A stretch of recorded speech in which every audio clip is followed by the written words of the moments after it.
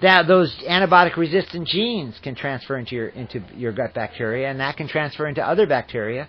And does anybody wonder why we have so many antibiotic-resistant bacterial plagues now going on in this country? That's very possible. The same thing happens with corn and soybeans. When you have a BT in someone, and that BT gene transfers into your gut bacteria, now you're producing BT. You're producing that BT toxin. And why do people have? And the BT toxin specifically attacks intestinal linings. That's how it kills animals. And it kills insects.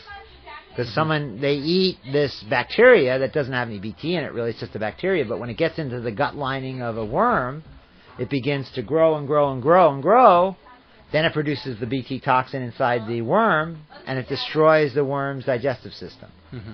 We're not that different than a worm. So why does 80%, I think 90% of the fetal cord of people of tested in the United States have BT toxin in it? We all have it in us now. I mean, we all do. I mean, no one knows if they have avoided any of this genetically modified stuff. It only takes time to get rid of it.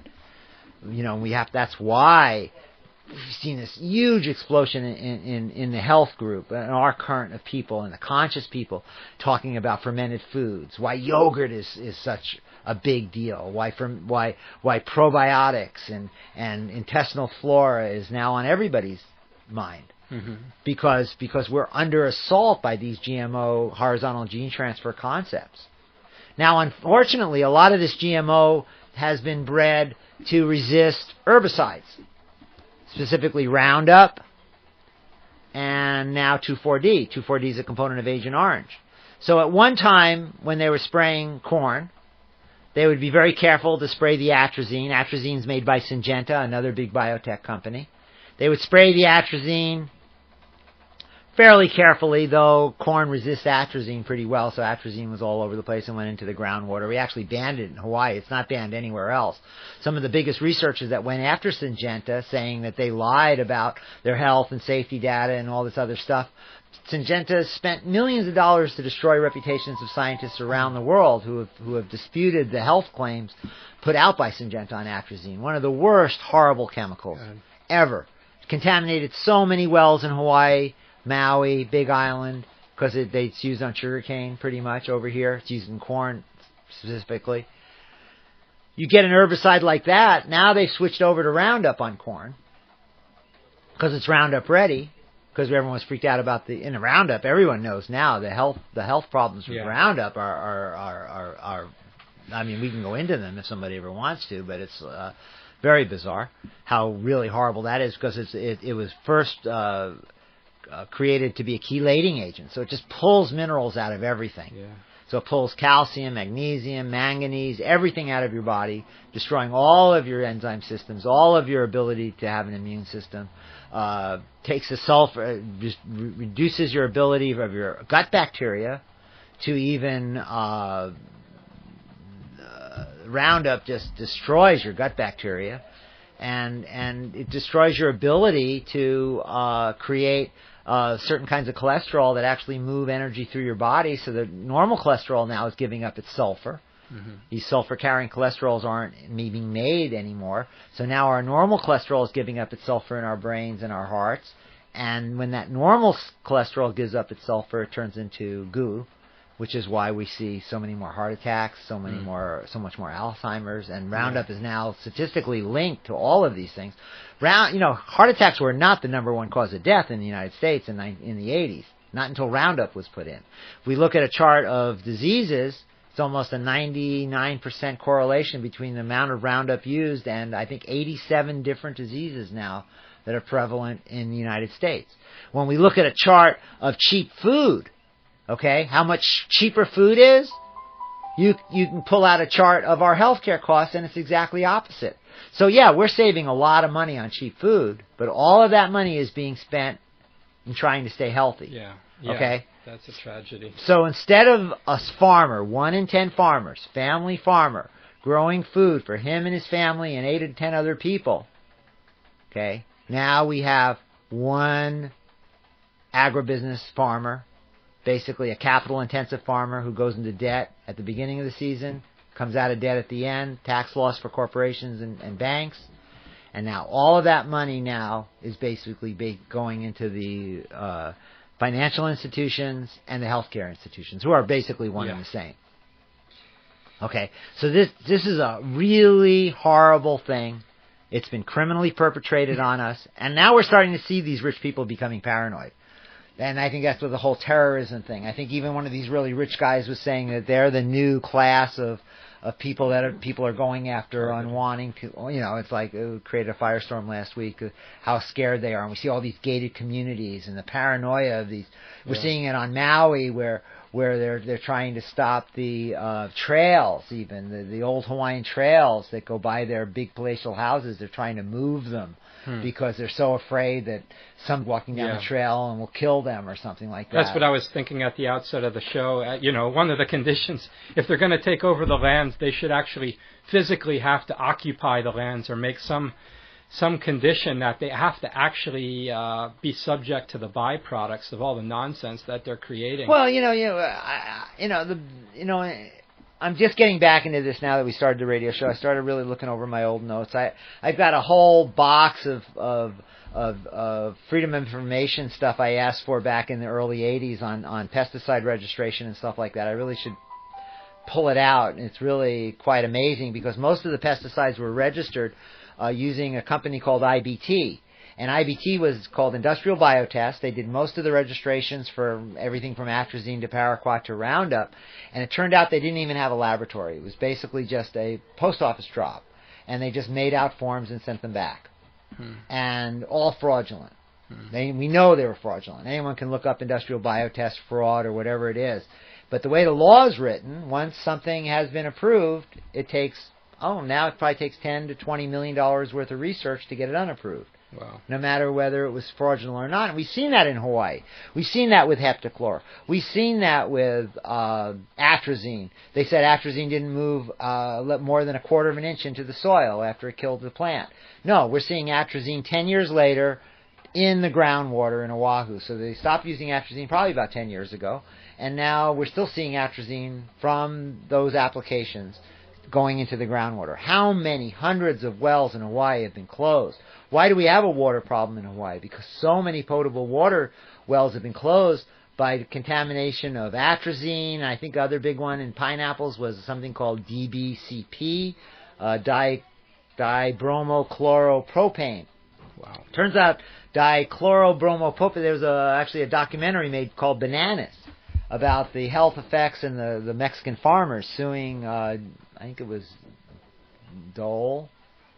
Pretty sure it was Dole Foods, the Castle and Cook, those guys, and, who basically control Hawaii. And they were growing bananas using it. It's a nematicide. But the pineapple industry got a variant. It got they were allowed. They basically banned DB back in the 70s. But in 1977, the pineapple industry over here got authorization to use DBCP on the pineapple fields of Oahu, and all the water wells in Hawaii are contaminated by it.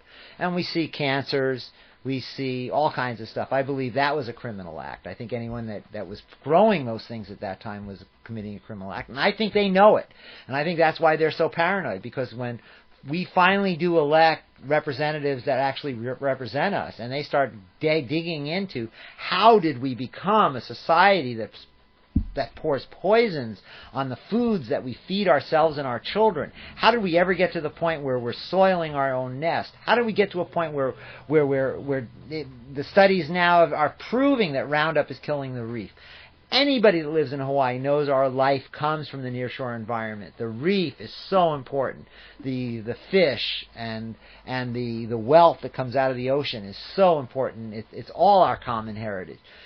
How did we come to it where we're a society that wants to foul our own nest, self-righteously walk around in cowboy boots and aloha shirts and say how great we are, we're sustainable ag farmers, poisoning everybody around us, with using worse poison than Assad has been accused of using in Syria. We are, we're in a warfare situation, and when we get back to what I started with was I'm a hippie. They said I was a hippie back in the 60s, and hippies recognized, and this is why I came to Hawaii. I didn't want to be a farmer. was that we recognized that agriculture had become one more ring on the military, financial, industrial complex. It was really the military, agricultural, financial, industrial complex. And why? Because all of the things we use in agriculture, all of these pesticides, all of these fertilizers, all were developed for war. Ammonium nitrate, major bomb-making material.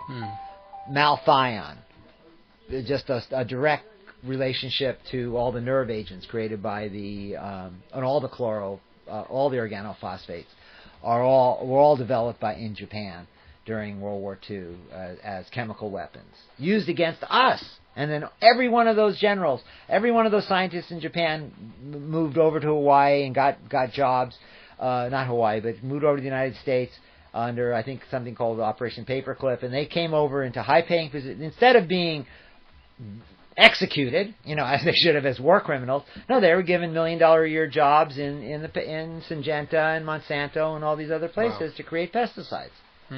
That's where these guys went.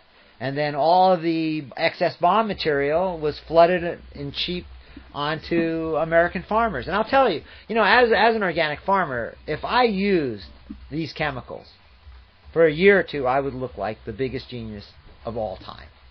Because these chemicals do work at first. Just as if I had $1 million in the bank and I gave you a checkbook, you would seem like the richest guy that anyone ever knew. Until the checkbook runs out. And what we're seeing here in Hawaii, and we're seeing around the world, is the checkbook has run out. These chemical fertilizers are not creating the wealth anymore because the minerals, the organic matter, the groundwater, all of these things are gone now. And so what do we have? We have a situation in California where now we have drought. Such a drought, they can't live off the snowpack anymore. The wells that would have supported them are pretty much dried out because of the agribusiness that's been going on over there for 100 years. And now people in central valleys of California are looking at a catastrophe right now. There's nothing to save them. And I have to get back to, I believe in small farms. I believe in subsistence farms. I believe that 1 in 8 people should be a farmer. I believe that we should be feeding our children real food, not food-like substances from the store. I don't believe in this packaged food stuff, maybe for emergencies once in a while, or whatever, but I think we should have connections to our farmers. We call it closing the hoop. Indigenous people of America called it closing the hoop. That you weren't a man until you built your own house and grew your own corn. We've lost all of these buttons, these thresholds that we would arrive at as a human being. We're not even allowed to build our own house anymore. Someone else has to build it. We have to come up with $200,000 or $300,000 something from our currency, from some bank, to be able to walk into a house. So there's no feeling that I'm a man. There's no feeling that I'm a woman. Real womanness was feeding your child and growing the crops and hunting and gathering and making sure your kids grew up healthy and educating your children. We don't have any of those. What do we have? We have iPhones and we have games and we have the Super Bowl and we have other people living our lives for us, all this weirdness. And we wonder why people aren't happy, why people are falling dead at 50, why people are dying of overdoses at 40, multimillionaires are dying, why multi-billion-dollar bankers are jumping out of windows. Are we happier now? Real happiness comes from when you take responsibility for your life. Real happiness comes when your brain is working correctly. Real happiness comes when you're not in pain. Real happiness comes when you're able to watch your children grow up healthy, content with who they are, happy to be on this unbelievably beautiful planet. We come back to the two words that I'm trying to instill in myself, which is graciousness and gratitude. Where are we for time? I just wanted to make sure our volume levels were okay, but I think we've been talking for an hour, so why don't we just take a little break so people can take a break, and we'll come back and talk some more. All right. Stay tuned. You can do that.